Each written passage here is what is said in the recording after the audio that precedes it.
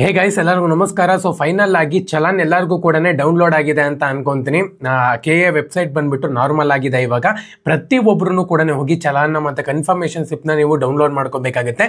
Once ನೀವು ಅದನ್ನು download ಮಾಡ್ಕೊಂಡಿದ್ದೀರಾ ಅಂತ ಹೇಳೋದಾದ್ರೆ 3 ಕಾಪಿ ಇರುತ್ತೆ ನಿಮ್ಮ ಹತ್ರ.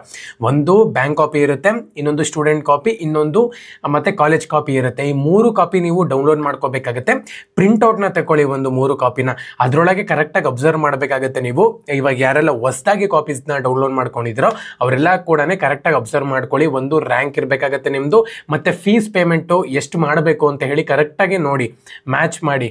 ಓಕೆನಾ. ಮತ್ತೆ ಇನ್ನೊಂದೇನಪ್ಪ ಅಂದರೆ ಕಾಲೇಜು, ಯಾವ ಕಾಲೇಜ್ ನೀವು ಸೇರ್ಕೊಂತಿದ್ದೀರಾ ಆ ಒಂದು ಕಾಲೇಜ್ನ ಒಂದು ನೇಮ್ ಕೂಡ ಅದರೊಳಗೆ ಇರುತ್ತೆ. ಅದನ್ನು ಕೂಡ ನೀವು ಕರೆಕ್ಟಾಗಿ ಚೆಕ್ ಮಾಡ್ಕೋಬೇಕಾಗುತ್ತೆ. ಅವನ್ನೆಲ್ಲನೂ ಕೂಡ ಕರೆಕ್ಟಾಗಿ ಚೆಕ್ ಮಾಡ್ಕೊಂಡಿದ್ದೀರಾ ಅಂತ ಹೇಳೋದಾದ್ರೆ ಬ್ಯಾಂಕ್ ಕಾಪಿ ಇದೆ ನೋಡಿ, ಆ ಒಂದು ಕಾಪಿನ ನೀವು ಬ್ಯಾಂಕಿಗೆ ಕೊಡಬೇಕಾಗುತ್ತೆ. ಬ್ಯಾಂಕಿಗೆ ಕೊಟ್ಟು ಪೇಮೆಂಟ್ನ ಮಾಡಬೇಕಾಗುತ್ತೆ. Complete payment. ಇನ್ನು ತುಂಬ ಜನ ಏನು ಹೇಳ್ತಿದ್ದಾರೆ ಅಂದರೆ ಆಫ್ ಪೇಮೆಂಟ್ ಇವಾಗ, ಆಫ್ ಪೇಮೆಂಟ್ ಆಮೇಲೆ ಅಂತ ಹೇಳ್ತಾರೆ. ಯಾವುದೇ ಕಾರಣಕ್ಕೂ ಆ ಥರ ಇರೋದಿಲ್ಲ, ಫುಲ್ ಪೇಮೆಂಟೇ ಮಾಡಬೇಕಾಗುತ್ತೆ. ನಾನು ಅದಕ್ಕೆ ಹೇಳಿದ್ದು, ಇವಾಗ ಒಂದು ವೇಳೆ ನೀವೇನ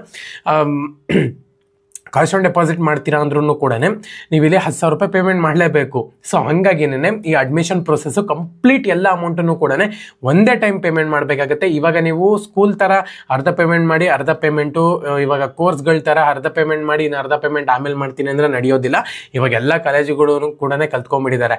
ಆ ಒನ್ ಟೈಮ್ ಪೇಮೆಂಟ್ ಆಗಿಬಿಡ್ಬೇಕು ಅವ್ರಿಗೆ. ಯಾಕಪ್ಪ ಅಂದರೆ ಪ್ರತಿ ಸತಿನೂ ಕೂಡ ಫೀಸ್ ಪೇಮೆಂಟ್ ಮಾಡಿ ಮಾಡಿ ಮಾಡಿ ಅಂತ ಹೇಳೋಕ್ಕಾಗಲ್ವಲ್ಲ. ಸೊ ಅದಕ್ಕೋಸ್ಕರನೇ ಒನ್ ಟೈಮ್ ಪೇಮೆಂಟ್. ಯಾಕಪ್ಪ ಅಂದರೆ ತುಂಬ ದೊಡ್ಡ ಸರ್ಕಲ್ ಇದು.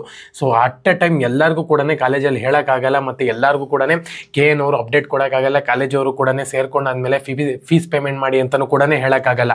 ಸೊ ಹಾಗಾಗಿನೇ ಇವಾಗ ಪ್ರತಿಯೊಬ್ಬರೂ ಕೂಡ ಒನ್ ಶಾರ್ಟ್ ಪೇಮೆಂಟ್ ಇಟ್ಕೊಂಡ್ಬಿಟ್ಟಿದ್ದಾರೆ. ಸೊ ಹಾಗಾಗಿ ಬ್ಯಾಂಕಿಗೆ ಹೋಗ್ಬಿಟ್ಟು ಬ್ಯಾಂಕ್ ಕಾಪಿನ ಕೊಟ್ಟು ನೀವು ಫೀಸ್ ಪೇಮೆಂಟ್ ಮಾಡಬೇಕಾಗುತ್ತೆ. ಫೀಸ್ ಪೇಮೆಂಟ್ ಮಾಡಿ ಆ ಒಂದು ಬ್ಯಾಂಕ್ ಕನ್ಫರ್ಮೇಷನ್ ಸ್ಲಿಪ್ ಕೊಡ್ತಾರೆ ನಿಮಗೆ. ಓಕೆನಾ. ನೀವು ಫೀಸ್ ಪೇಮೆಂಟ್ ಮಾಡಿದ್ದೀರಾ ಅಂತ ಹೇಳ್ಬಿಟ್ಟು ಆ ಒಂದು ಸ್ಲಿಪ್ನ ತೊಗೊಂಬಂದು ನೀವು ಕಾಲೇಜ್ಗೆ ಹೋಗಬೇಕಾಗುತ್ತೆ. ಒಂದು ವೇಳೆ ನೀವು ಚಾಯ್ಸ್ 2ನ ಸೆಲೆಕ್ಟ್ ಮಾಡ್ಕೊಂಡಿದ್ದೀರಾ ಅಂದರೆ ಕಾಲೇಜ್ಗೆ ಹೋಗಿ ರಿಪೋರ್ಟ್ ಮಾಡುವಂಥ ಒಂದು ಅವಶ್ಯಕತೆ ಇಲ್ಲ.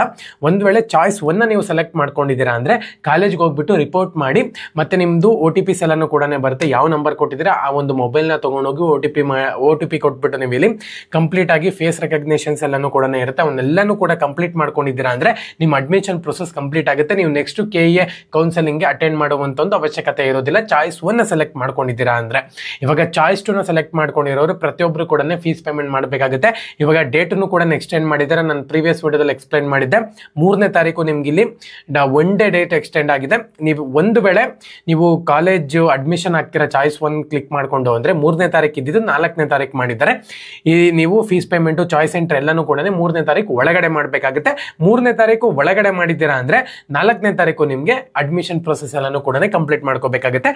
ಒಂದು ದಿವಸ ಮಾತ್ರನೇ ಡೇಟ್ನ ಎಕ್ಸ್ಟೆಂಡ್ ಮಾಡಿದ್ದಾರೆ, ಬಿಟ್ಟರೆ ಯಾವುದೇ ಕಾರಣಕ್ಕೂ ಕೂಡ 2 ದಿವಸ ಡೇಟ್ ಅವರು ಎಕ್ಸ್ಟೆಂಡ್ ಮಾಡಿಲ್ಲ. ಓಕೆನಾ. ಅಡ್ಮಿಷನ್ ಡೇಟನ್ನು ಕೂಡ ನಿಮ್ಗೆ ಇಲ್ಲಿ 3ನೇ ತಾರೀಕಿತ್ತು, 4ನೇ ತಾರೀಕು ಮಾಡಿದ್ದಾರೆ ಅಷ್ಟೇ. ಸೊ ಈ ಥರ ಡೇಟ್ನ ಎಕ್ಸ್ಟೆಂಡ್ ಮಾಡಿದ್ದಾರೆ, ಬಿಟ್ಟರೆ ನೋಡೋಣ ಅಂತ. ಇವಾಗ ಸರ್ವರ್ ಎಲ್ಲನೂ ಕೂಡ ನಾರ್ಮಲ್ ಆಗಿದೆ, ಪ್ರತಿಯೊಬ್ಬರಿಗೂ ಕೂಡ ಡೌನ್ಲೋಡ್ ಆಗ್ತಿದೆ. ಇವತ್ತೇನೆ ಎಲ್ಲರೂ ಕೂಡ ಚಲನ್ನ ಡೌನ್ಲೋಡ್ ಮಾಡಿಕೊಂಡು ಕಾಪೀಸ್ನೆಲ್ಲನೂ ಕೂಡ ನೀವು ಬ್ಯಾಂಕಿಗೆ ಸಬ್ಮಿಟ್ ಮಾಡಬೇಕಾಗುತ್ತೆ. ಚಾಯ್ಸ್ 2ನ ಸೆಲೆಕ್ಟ್ ಮಾಡ್ಕೊಂಡಿದ್ದೀರಾ ಅಂದರೆ ಫೀಸ್ ಪೇಮೆಂಟು ಇವಾಗ ತುಂಬ ಜನ ಕೇಳ್ತಿರುವಂಥದ್ದು, ಚಾಯ್ಸ್ 2ನ ಸೆಲೆಕ್ಟ್ ಮಾಡ್ಕೊಂಡಿದ್ದೀವಿ ಅಂದರೆ ಫುಲ್ ಪೇಮೆಂಟ್ ಮಾಡಬೇಕಾ ಅಂತೇಳಿ.